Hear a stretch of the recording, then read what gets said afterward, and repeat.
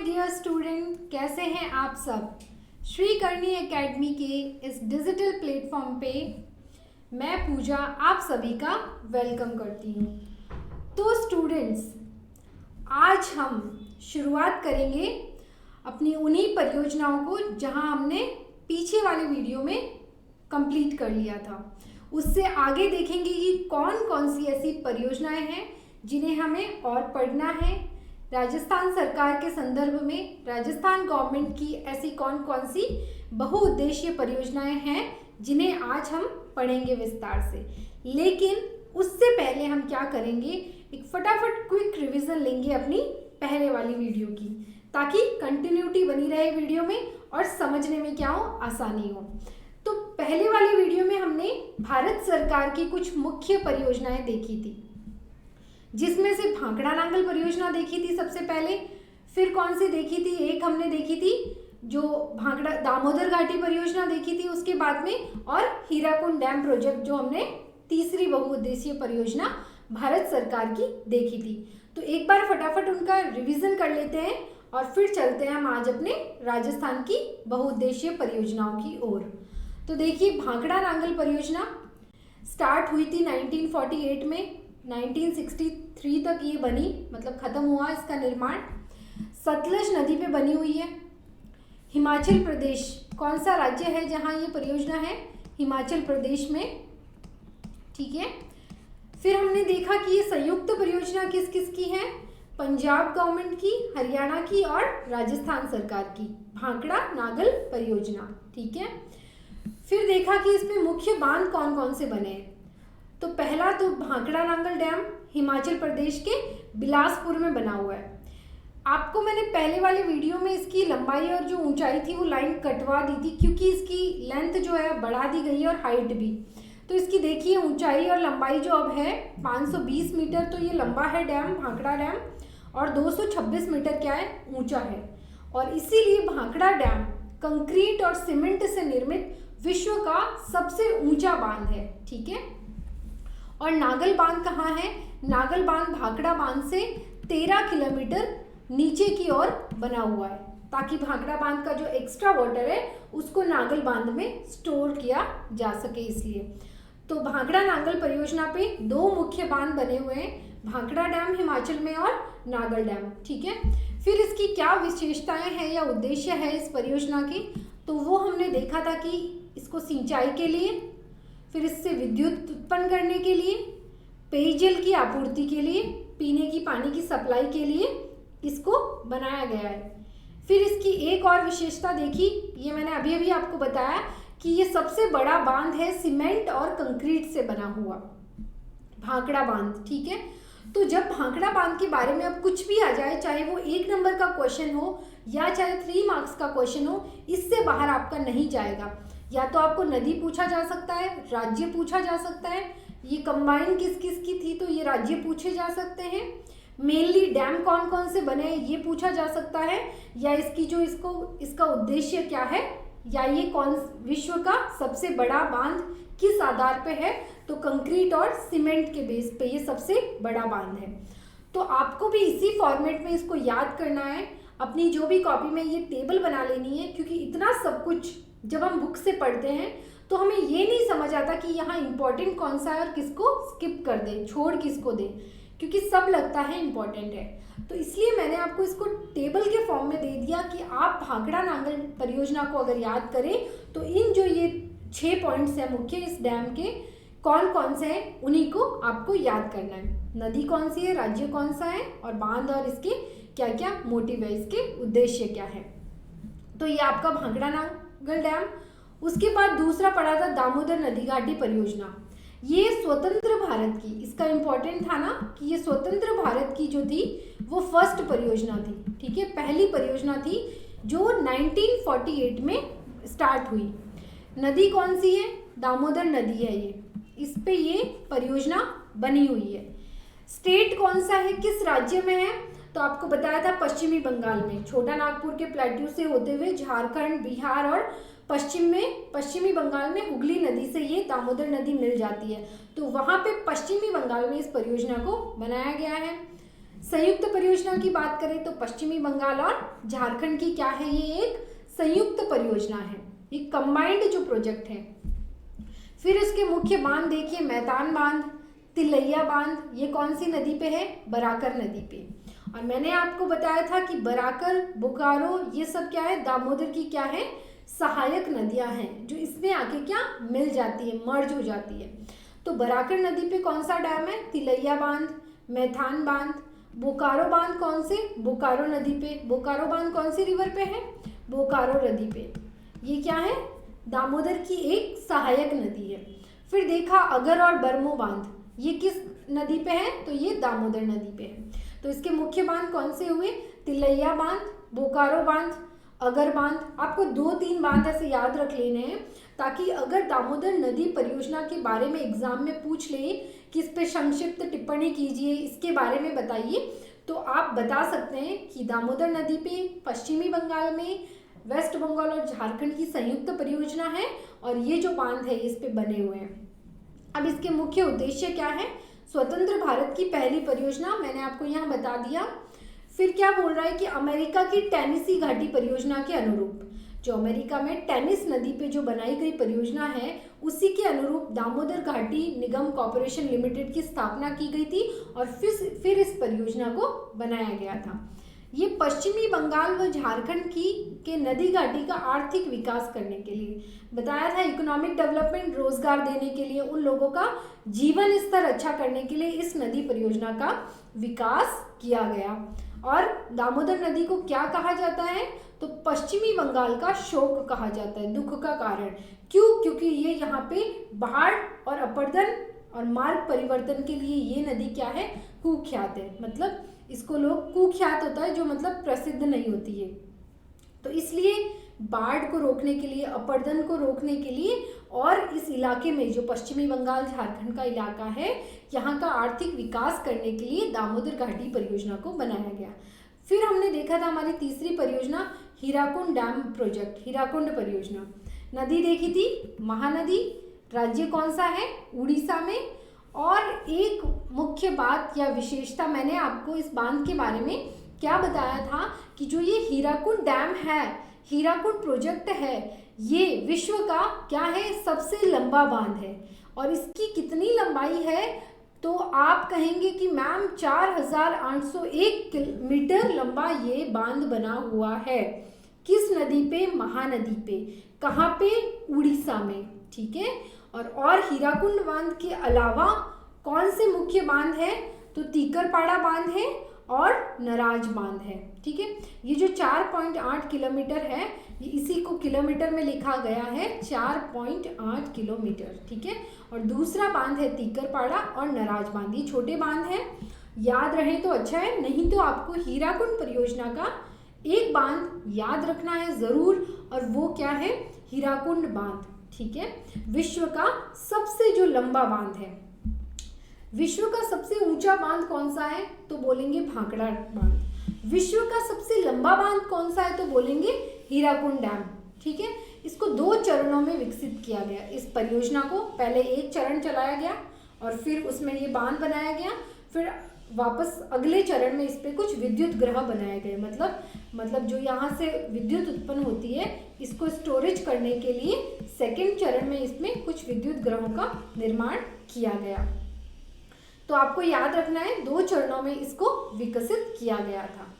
तो अभी हमने रिवाइज कर लिया हमारा भाखड़ा नांगल, दामोदर घाटी और हीराकुंड परियोजना को।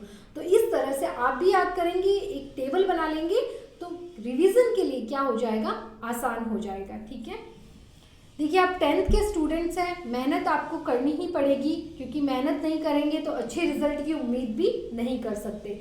अब ये आपके ऊपर है कि आपकी बुक में जो चैप्टर हैं उसे आप किस तरीके से याद करते हैं। डायरेक्ट पढ़ते जाएंगे तो चैप्टर्स बोरिंग लगेंगे और याद नहीं हो पाएंगे।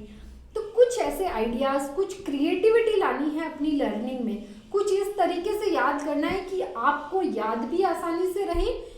जैसे आपको टेबल फॉर्म में याद हो रहा है तो आप वैसे कीजिए, आप लाइनों में पॉइंट्स में याद कर सकते हैं तो आप वैसे कीजिए, कुछ आपको जैसे कुछ कोड वर्ड्स बना के कुछ बच्चे याद करते तो आप वैसे कीजिए। तो वो आपका लर्निंग मेथड सबको पता होता है कि मुझे कैसे याद होता है, मैं इस तरह से अच्छे से याद कर सकता हूँ। तो देखिए मैंने आपको एक इजी वे बताया कि टेबल फॉर्म में आप सारी परियोजनाएं लिख लें और फिर उसे अच्छे से याद कर सकते हैं। तो आज जो हम पढ़ेंगे, क्या पढ़ेंगे, बहुउद्देशीय परियोजनाएं हम पढ़ेंगे, लेकिन हम राजस्थान की पढ़ेंगे। अभी तक जो पढ़ी हमने भारत की पढ़ी, जो केंद्र सरकार द्वारा संचालित होती है। अब हम पढ़ रहे हैं राजस्थान गवर्नमेंट की बहुउद्देशीय जल परियोजनाएं। फटाफट बता दीजिए कि बहुउद्देशीय परियोजनाएं क्या होती है, एक बार फटाफट रिवीजन के लिए। क्या कहेंगे कि मैम ऐसी कोई भी परियोजना, जल परियोजना जिसके उद्देश्य एक से ज़्यादा हो, जिसको बनाया गया हो मल्टीपल कार्यों के लिए, उससे पेयजल भी हो, जल भी हो, सिंचाई भी हो, विद्युत भी हो, तो ऐसी परियोजनाओं को मैम हम बहुउद्देशीय जल परियोजनाएं कहेंगे। अब राजस्थान में कौन कौन सी है या किन किन परियोजनाओं पे राजस्थान सरकार पार्टिसिपेट कर रही है, उनका हम एक बार विस्तार से अध्ययन कर लेते हैं। फिर हम इसका भी उसी तरह से टेबल फॉर्म बना के उसको भी फिर हम रिवाइज कर लेंगे, ठीक है। तो राजस्थान सरकार की देखिए पहली कौन सी है, चंबल घाटी परियोजना। कौन सी है, चंबल रिवर प्रोजेक्ट, जो किस नदी पे, नाम से ही पता है कि ये परियोजना चंबल नदी पे होगी। इतना तो आता है ना कि परियोजना में नाम ही लिखा है चंबल नदी, तो ऑब्वियसली चंबल नदी ही होगी। पहले पढ़ लेते हैं क्या लिखा है कि चंबल नदी पे कब स्टार्ट की गई, 1953 में स्टार्ट की गई, ठीक है। अब देखिए चंबल नदी भी क्या है, अपर्दन के लिए, बाढ़ के कारण और अन्य संबंधित आपदाओं के लिए इससे होती थी। तो इस हानि से होने वाले बचाव के लिए, इस हानि को रोकने के लिए चंबल घाटी परियोजना को डेवलप किया गया, ठीक है। 3 फेज में, 3 चरणों में ये इस परियोजना का विकास किया गया, ठीक है। देखिए फर्स्ट जो चरण था उसमें मध्य प्रदेश के मंदसौर जिले में गांधी सागर बांध बनाया गया, ठीक है। फिर द्वितीय चरण, सेकंड चरण में राजस्थान के चित्तौड़गढ़ में रावत भाटा एक जगह है और वहाँ पे राणा प्रताप सागर बांध बनाया गया। फिर थर्ड चरण में, तीसरे चरण में क्या किया गया, कोटा बूंदी जिले की सीमा पे जवाहर सागर पिकअप डैम, ये तीसरा बांध हमें मिल गया विद्युत ग्रहों का। और कोटा बैराज ये आपका फोर्थ लास्ट बांध है जो सिंचाई के लिए बनाया गया। अब ये तो हो गई थियरी जो आप जैसे आपके बुक में लिखा है। हम इसे किस तरीके से पढ़ाई करेंगे, देखिए हमारा पहला मिल गया कि स्टार्ट कब हुई, 1953 में। नदी कौन सी है, बताइए मैम कौन सी नदी है, तो ये आपकी चंबल रिवर है, ठीक है। उसके बाद प्लेस या संयुक्त परियोजना आप कह दीजिए किस किस की है। फिर हम देखेंगे कि ये कहाँ पे, स्थान कौन सा है। तो देखिए इसमें कुछ डैम है, एक डैम है जो एमपी में है गांधी सागर, और बाकी डैम राजस्थान में है। तो ये एमपी और राजस्थान की संयुक्त परियोजना है, ये तो आ गया। अब इसमें स्थान, अगर आपसे वो बांध पूछे तो बांधों के अकॉर्डिंग आप स्थान लिखेंगे, समझ रहे हैं आप। देखिए अगर पूछ लिया कि गांधी सागर बांध तो एमपी आ जाएगा, जवाहर सागर, राणा प्रताप सागर या कोटा बैराज, इन सब के बारे में पूछ लिया तो ये राजस्थान में आ जाएंगे। फिर बांध कौन से हैं, 4 मुख्य बांध बने हुए हैं इस नदी पे, और इसका उद्देश्य क्या है, यही तो हमें पढ़ना है ना। इसी तरीके से तो हम अपनी सारी परियोजनाओं का 1 बाय 1 रिवीजन कर रहे हैं। तो उद्देश्य क्या है, देखिए आपने पढ़ा था ना दामोदर नदी घाटी, वो क्या था कि वो बाढ़ के कारण, अपर्दन के कारण कुख्यात थी, उन सबको रोकने के लिए एक डैम बनाया गया। तो चंबल जो रिवर है ना, इसमें बीहड़ या ये अपर्दन के लिए मतलब ये भी कुख्यात है, एक तरह से इससे बहुत ज़्यादा लॉस होता है। देखिए लिखा है ना, बाढ़ के कारण इस नदी से, या अपर्दन जो भूमि की ऊपरी परत का अपर्दन होता है, एक्चुअली तीव्र गति से जब आती है ना, तो ये जो भूमि है ना, इसमें ऐसी नालिकाएं पड़ जाती, गहरी खाइयाँ पड़ जाती है ज़मीन के अंदर, जिससे ये कृषि नहीं हो पाती यहाँ से, ठीक है। मतलब कृषि के लिए भूमि फिर अनुपयुक्त हो जाती है। तो इन सब को रोकने के लिए कि इससे कम नुकसान हो चंबल रिवर के पानी से, तो इस पे ये परियोजना डेवलप की गई, चंबल परियोजना जो है चंबल रिवर पे, ठीक है। और इस पे ये कुछ बांध बनाए गए हैं, चार जो बांध है वो बनाए गए हैं, ठीक है। फिर क्या है, देखिए मैप में आप अगर लोकेट कर पा रहे तो ये देखिए, ये आपकी रही चंबल रिवर, ठीक है। एमपी से ये जो आपका है ना इधर, ये देखिए मध्य प्रदेश है आपका, ये पूरा यहाँ तक, तो ये एमपी से आ रही है आपकी चंबल रिवर, देख रहे हैं आप चंबल रिवर को। और ये जो इस पे पहला बांध आपको मिल गया गांधी सागर बांध, ये कहाँ है? एमपी में है। ध्यान से इस मैप को देखिए मेरे साथ साथ। देखिए मैप मैंने इसलिए डाला है ना कि जब आप चंबल रिवर आप पढ़ें तो ये मैप क्विकली आपके माइंड में आ जाए और आपको समझ आ जाए कि अच्छा ये रिवर एमपी से होकर राजस्थान में ऊपर से निकलती है, तो ये यहाँ बांध यहाँ पे, ये बांध यहाँ पे है। ठीक है, देखिए गांधी सागर बांध ये रहा, ये एमपी में। फिर ये जैसे ही भारत में प्रवेश करती है तो ये देखिए राणा प्रताप सागर देख पा रहे हैं आप चित्तौड़गढ़ में इस तरह से। और फिर ये जो ये नदी है से जाके ये चंबल रिवर जो है ये निकल जा रही है, आगे जाके ये यमुना में, ये जो यमुना रिवर है इसमें मिल जाती है। ठीक है, तो ये जो चंबल रिवर है ये जो राजस्थान है, इस राजस्थान के पूर्वी हिस्से में, ये देखिए पूर्वी सीमा पे बहती है एकदम। और ये जो यहाँ से निकल रही है तो इस पर 4 डैम बनाए गए हैं, गांधी सागर, राणा प्रताप सागर हो गया, कोटा में कोटा बैराज डैम, कोटा और बूंदी की सीमा पे, और लास्ट बांध कौन सा है? जवाहर सागर बांध जो बनाया गया है। ठीक है, ये सारे बांध यही पास पास में ही है। तो इस तरह से यहाँ पे बांध बनाए गए हैं। इस तरह से ये रिवर जो है ना, चंबल रिवर निकल रही है, एमपी से आती है और यहाँ भारत में प्रवेश करके पूर्वी हिस्से से आगे यमुना रिवर में मिल जाती है। तो राणा प्रताप सागर बांध तीसरे चरण में बनाया गया और कोटा और बूंदी जिले की सीमा पे जवाहर सागर पिकअप बांध बनाया गया और फिर कोटा बैराज डैम बनाया गया राजस्थान में सिंचाई के लिए। कैसे याद करेंगे? देखिए स्टूडेंट, इसके लिए मैंने आपको एक छोटी सी कोरागंज ये वर्ड आप याद रख लेंगे तो आप जो है चंबल घाटी परियोजना के जो चारों डैम है उनको याद रख सकते हैं। ये उनके लिए जिनको थोड़ा ट्रिक से याद होता है, जिनको कि मैम नाम याद नहीं रहेंगे, तो आप इस वर्ड को याद रखिए, कोरागंज। क्या है वर्ड? कोरागंज। को से आ जाएगा आपका कोटा बैराज। अगर आपको नाम याद रखें कि चंबल रिवर पे कौन से बांध है पहला, फिर आप देख सकते हैं रा से कौन सा पढ़ेंगे आप? ये राणा प्रताप सागर बांध। ठीक है, राणा प्रताप सागर बांध, ये आपका आ गया र से। फिर ग से कौन सा आएगा? गांधी सागर बांध। कौन सा? गांधी सागर बांध।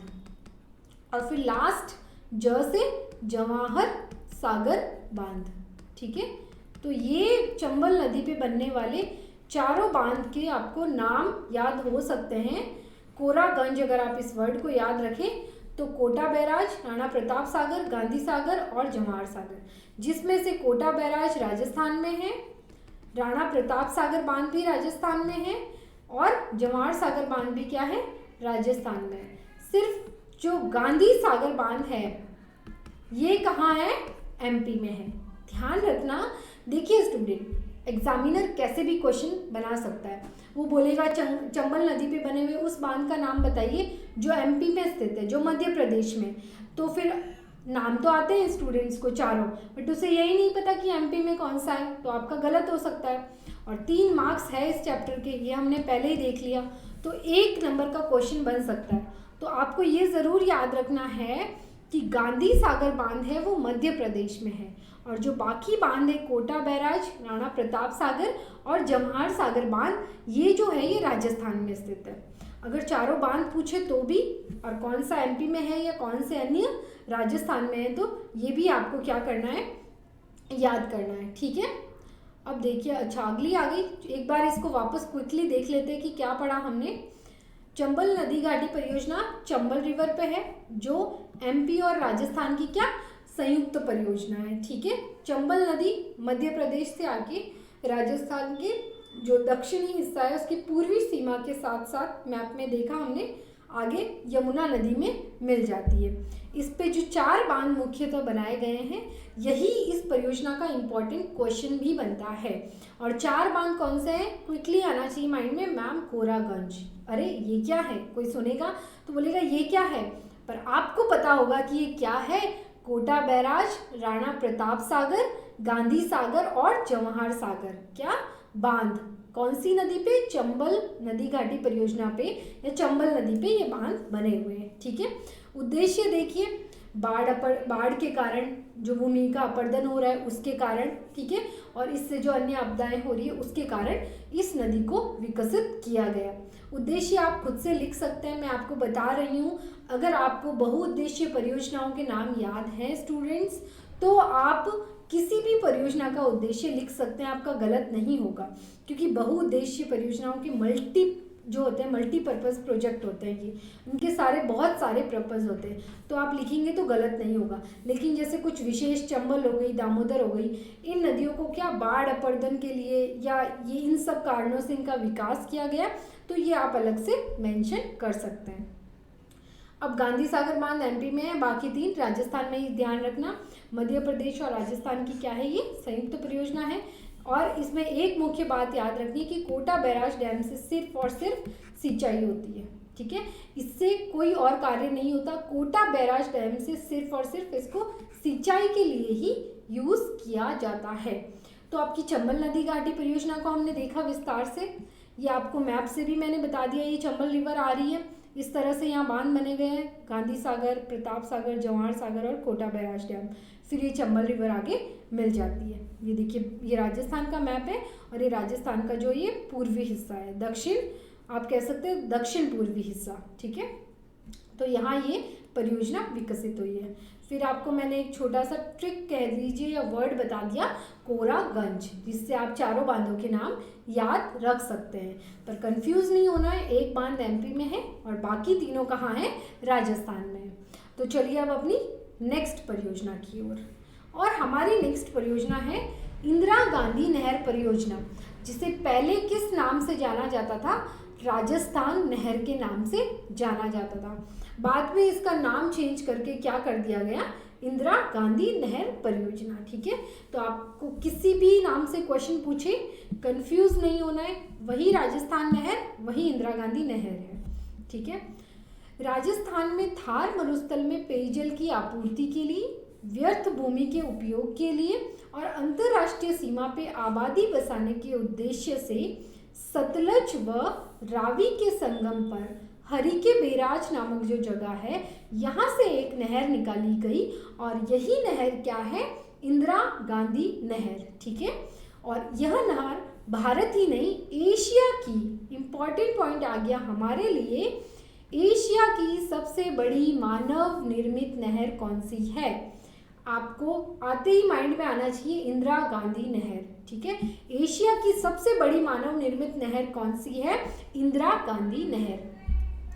कुल लंबाई कितनी है, 649 किलोमीटर, पूरी हरिके बैराज से लेके जहाँ से ये नहर निकाली गई है, और जो ये हमारा जो लास्ट पॉइंट है इंदिरा गांधी नहर का, यहाँ तक की। इसमें से 169 किलोमीटर पंजाब में और ये 14 हरियाणा में और शेष राजस्थान में है, ठीक है। 169 में ही ये 14 कंबाइन है ना, मतलब पूरा, मतलब जैसे 649 इसकी पूरी जो है लंबाई है, ये आपको याद रखना है कि इंदिरा गांधी नहर की कुल लंबाई कितनी है।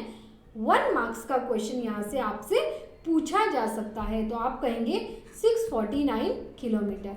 इसमें से क्या कह रहा है कि 169 जो है ये पंजाब में है और हरियाणा में, और शेष क्या है, राजस्थान में, जो लगभग 35 किलोमीटर है राजस्थान में, ठीक है।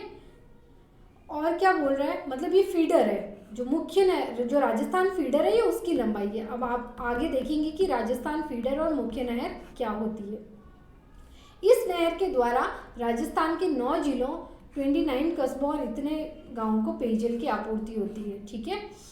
अब देखिए क्या कह रहा है ये, इसने हमें बताया कि इंदिरा गांधी जो नहर है, वो अभी हमने चंबल परियोजना पढ़ी, वो दक्षिणी पूर्वी हिस्से में थी, जिसपे 4 डैम थे।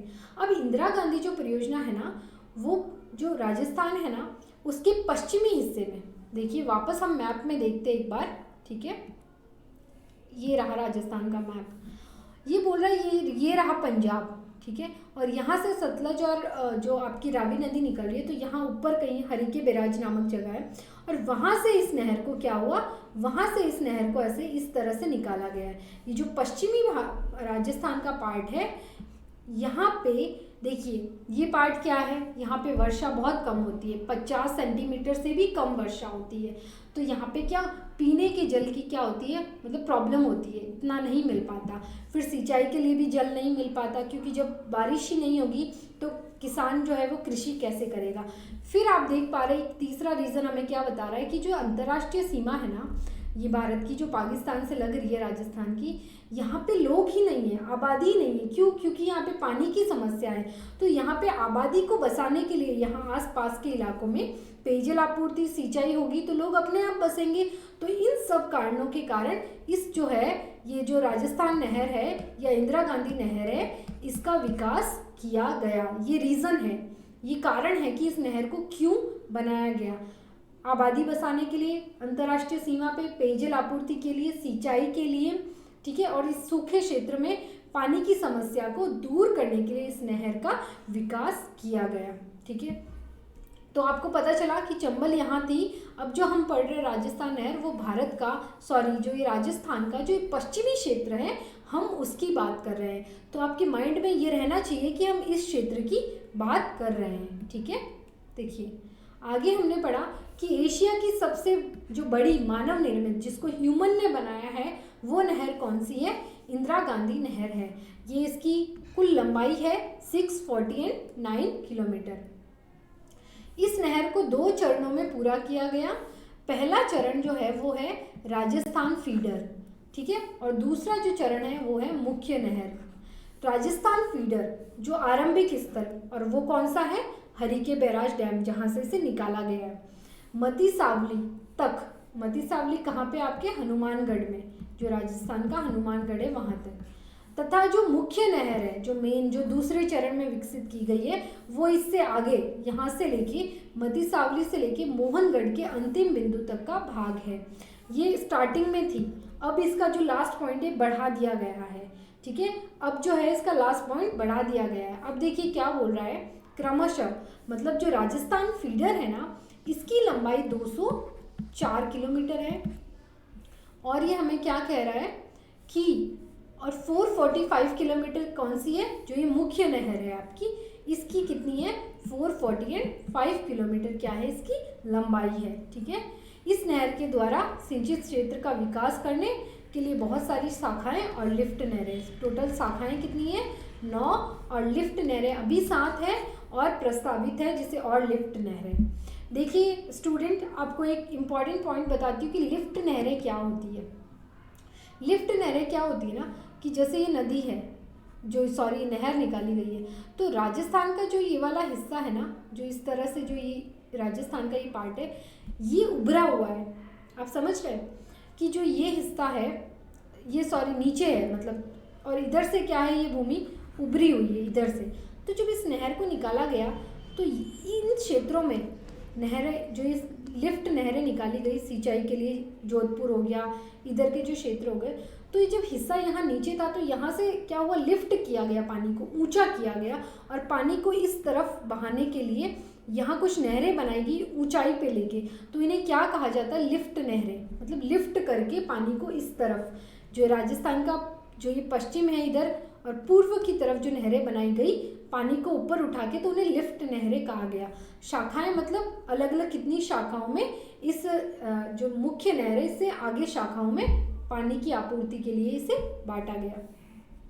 जो ये आपको बोल रहा है ना 204 किलोमीटर, जो ये राजस्थान फीडर है, जो देखिए क्या कह रहा है, ध्यान से समझिए, कुछ भी हार्ड नहीं है। अभी आपको हार्ड लग रहा है, लेकिन जब हम इसे कंप्लीट कर लेंगे और जब हम इसे रिवीजन करेंगे तो आपके लिए इतना इजी हो जाएगा कि कोई भी आपसे पूछे राजस्थान नहर, तो आप 2 मिनट में क्विकली उसे सब कुछ इंपॉर्टेंट पॉइंट बता देंगे। अभी क्या है, अभी हम इसे समझ रहे हैं, इसके एक एक पॉइंट को समझ रहे हैं, तो आपको थोड़ा लग सकता है कि बहुत कन्फ्यूज़न वाला है। आप बस अपनी पेन कॉपी रख दीजिए और सिर्फ इसे देखिए मैं क्या समझा रही हूँ। 204 किलोमीटर ये बोल रहा है राजस्थान फीडर है, जिसमें से हमने पहले देखा, इसने बोला 169 किलोमीटर तो पंजाब में है, और मैंने आपको बताया 35 किलोमीटर कहाँ पे है, जो राजस्थान में। जैसे कि मान लीजिए हरिके बैराज है पंजाब, रावी और व्यास नदियों के संगम पे, यहाँ से जैसे मान लीजिए नहर निकाली गई तो ये पंजाब है, और ये राजस्थान में जहाँ से एंट्री कर रही है ना, राजस्थान में जो मती सावली जो हनुमानगढ़ का पार्ट है, ये वहाँ तक की लंबाई की बात कर रहा है। ये जो राजस्थान फीडर है ना, ये लंबाई की बात कर रहा है जो टोटल 2004 किलोमीटर है। ठीक है, राजस्थान में एंट्री करने वाले पॉइंट तक, मती सावली तक, फिर जो आगे मती सावली से आगे पूरी राजस्थान में इस नहर को बनाया गया, उसकी लंबाई है 445 किलोमीटर। ये उसकी लंबाई की बात कर रहा है, तो कंफ्यूज नहीं होना है। हरिके बैराज से लेके मती सावली हनुमानगढ़ तक की तो 2004 किलोमीटर, और आगे इससे आगे जो लास्ट बिंदु तक है वो कितनी है, 445 किलोमीटर। और इस 204 किलोमीटर में भी जितना हिस्सा पंजाब में है वो कितना है, 169, और आगे जो थोड़ा सा जो राजस्थान में आ जाता है जिस हिस्से में मती सावली तक, वो कितना है, 35 किलोमीटर। समझ में आया आपको? मैं आपको एक बार और बता रही हूँ, ध्यान से देखना क्या कह रहा है। ये बोल रहा है कि जो हरिके बैराज, जहाँ से राजस्थान नहर को निकाला गया, दो नदियों के संगम से, तो जहाँ से निकाला गया और वहाँ से राजस्थान में ही जहाँ से अंदर प्रवेश करती है ना, मती सावली तक ये बिंदु है, यहाँ तक इसकी लंबाई, इसको बोला जाता है राजस्थान फीडर, पहले चरण में बनाया गया, और इसकी लंबाई हमें बोल रहा है 204 किलोमीटर। अब इस 204 किलोमीटर में भी जो पंजाब का हिस्सा है वो है 169 किलोमीटर, और जो आगे प्रवेश करने के बाद जहाँ तक राजस्थान तक का आता है, मती सावली तक, ये कितना है, 35 किलोमीटर। ये पहले चरण की बात हो रही है, और दूसरा चरण पूरा ही राजस्थान में है, और जिसकी कितनी लंबाई है, तो 445 किलोमीटर। ठीक है, इसको मरुस्थल में सिंचित क्षेत्र का विकास करने के लिए ये सब लिफ्ट नहरें निकाली गई है, ये तो मैंने आपको बता ही दिया। अंतर्राष्ट्रीय सीमा की ओर पश्चिमी सीमा पर 9 शाखाएं ढाल के अनुरूप, तब पूर्व की ओर ऊंचाई अधिक होने के कारण, देखिए वही पॉइंट है जो मैंने अभी अभी आपको समझाया, जल को ऊपर उठाकर छोटी नहरों में डाला जाता है, जिसे लिफ्ट नहर कहा जाता है। इन लिफ्ट नहरों के माध्यम से विभिन्न कस्बों और शहरों को पेयजल उपलब्ध कराया जाता है।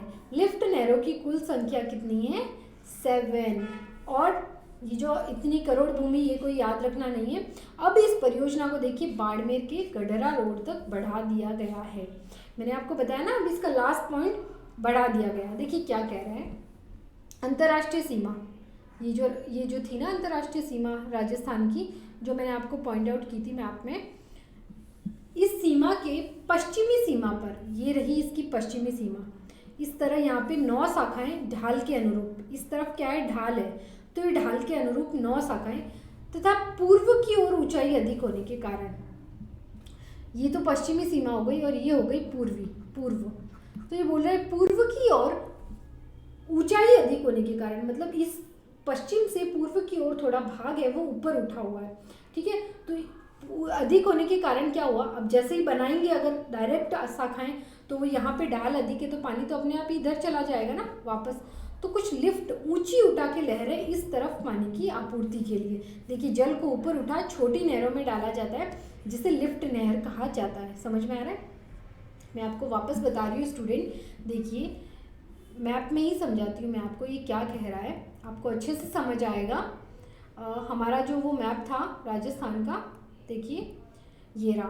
अभी क्या कह रहा है आप ध्यान से समझिए, ये कह रहा है यहाँ तक जो ये हनुमानगढ़ है ये इस तरह से आती है, तो आप थोड़ा इसे चेंज कर लीजिए कि जैसे कि ये जो यहाँ पंजाब से इस तरह से आ रही है ये नहर, तो ये जो हनुमानगढ़ के मती सावली तक जो आ रही है ना, ये जो है ये राजस्थान फीडर 204 किलोमीटर, और बाद में इसकी पूरी है 449 किलोमीटर। अब ये कह रहा है कि जो ये हिस्सा है ये वाला इस तरफ का, इस नहर के जो पूर्व की ओर, ये रहा पूर्व, ये जो हिस्सा है ये ऊंचा उठा हुआ है। कैसा है?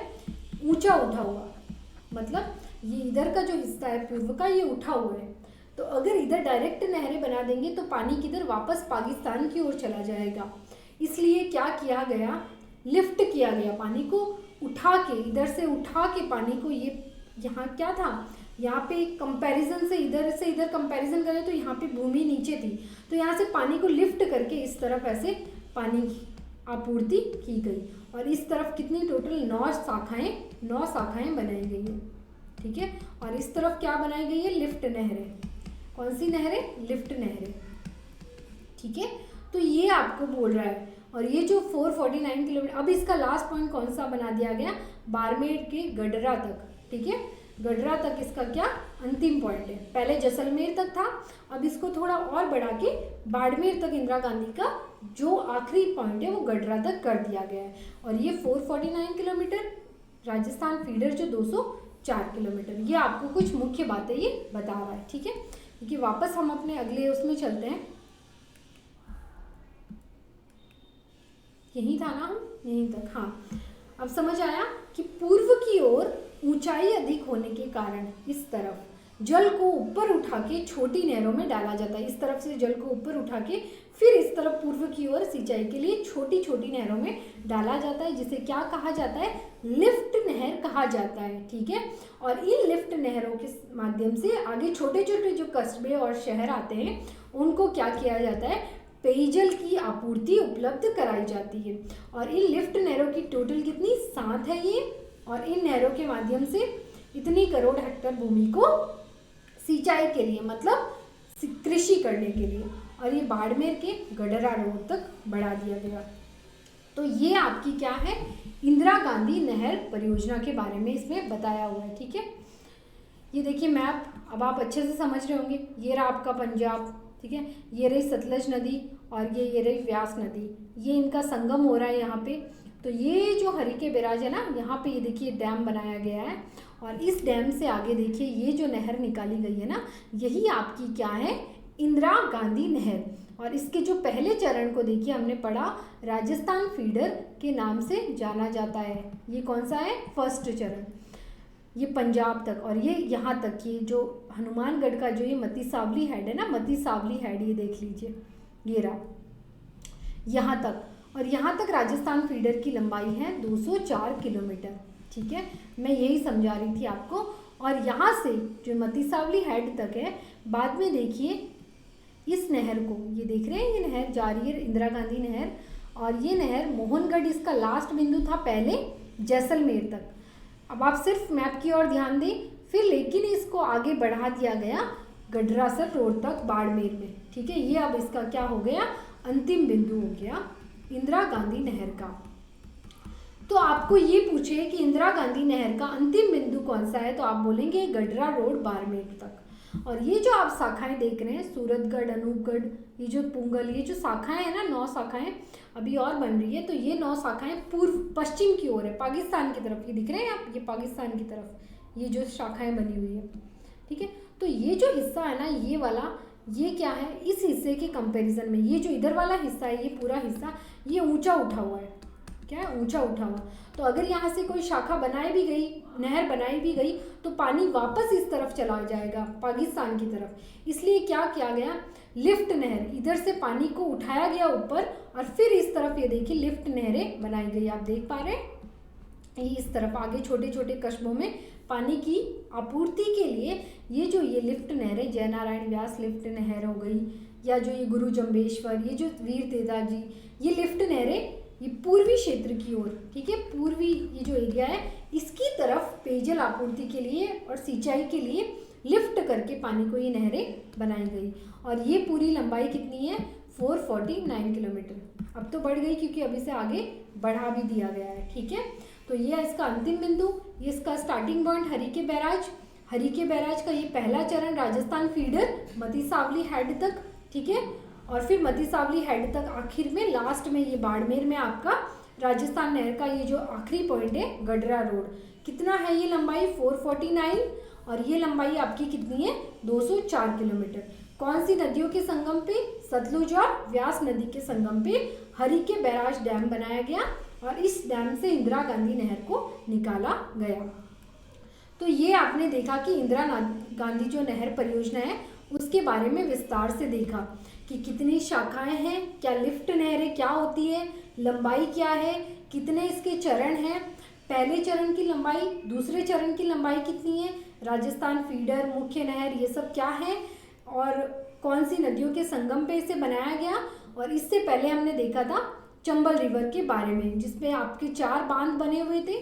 कोरागंज नाम से आपको याद रखना है, कोटा बैराज, राणा प्रताप सागर, गांधी सागर और जवाहर सागर, जिसमें से गांधी सागर एमपी में बना हुआ है और बाकी कहाँ है, राजस्थान में बने हुए हैं। तो आज हमने राजस्थान की 2 परियोजनाओं का विस्तार से अध्ययन किया, चंबल घाटी और राजस्थान या इंदिरा गांधी नहर परियोजना। उससे पहले आज हमने फटाफट रिवीजन किया जो पहले वीडियो में था, भांगड़ा नांगल, दामोदर और हीराकुंड डैम प्रोजेक्ट का। अब जो कल का वीडियो है, इस वीडियो में हम क्या करेंगे कि राजस्थान सरकार की 2 जो परियोजनाएं और बच गई है, जो आपकी बुक में है, माही बजाज सागर परियोजना, उसको भी हम विस्तार से देखेंगे। फिर कुछ छोटी छोटी परियोजनाएं हैं, बस उनका स्थान याद करना है, एक टेबल की फॉर्म में उससे फटाफट देख लेंगे। फिर इसके क्या क्या तरीके हैं जल संरक्षण के, वो देखेंगे। फिर मुख्यमंत्री जल स्वावलंबन परियोजना क्या है, इसे देखेंगे। और फिर आपका ये चैप्टर खत्म हो जाएगा जल संसाधन का। तो जो इसका बाकी का बचा हुआ पार्ट है वो अगले वीडियो में कवर करेंगे। और तब तक आप चंबल घाटी और इंदिरा गांधी जो आज पढ़ाई है, इसके जो मुख्य है बातें मैंने आपको बताई है, इन सबको एक बार रिवीजन करिए। और जो आगे जो हमारी परियोजनाएं बच गई है राजस्थान सरकार की, उन्हें एक बार थोड़ा पढ़ के आइए। तो मैं आपसे नेक्स्ट वीडियो में मिलूंगी जो बची हुई राजस्थान की परियोजनाएं हैं उनके साथ। तब तक आपको पढ़ाई करनी है, रिवीजन करना है और कुछ भी डाउट्स हो तो उन्हें कमेंट करना है, ठीक है। वीडियो पसंद आए तो लाइक करना है। ओके स्टूडेंट, पढ़ाई कीजिए। Thank you so much, all the best.